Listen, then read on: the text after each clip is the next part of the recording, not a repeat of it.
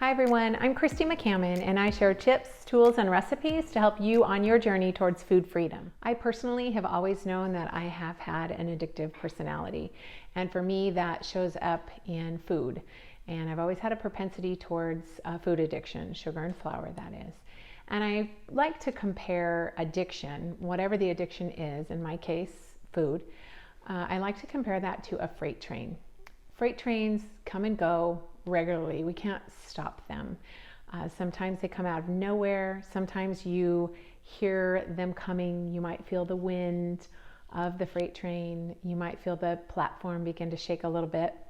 Sometimes they come flying around a curve out of nowhere and can knock you off your feet. Either way, when that train arrives, we need to hold on with all we have. Steady ourselves, balance ourselves, grab onto the nearby pillar, grab a friend, do something and fight with all we've got.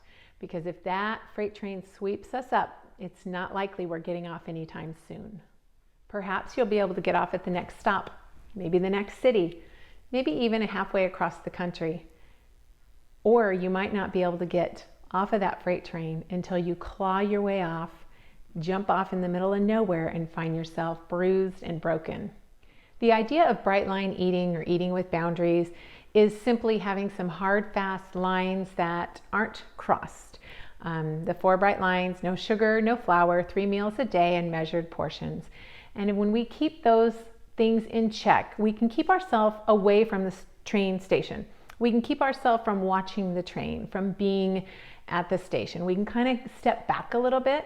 That doesn't mean we're not going to feel the train, hear the train, feel the wind. We know it's coming, and it will come. So as a person who struggles with food addiction, I have to ready myself and prepare myself for those moments of temptation, those moments that addiction calls to me and grabs at me. I need to be prepared to stand firm.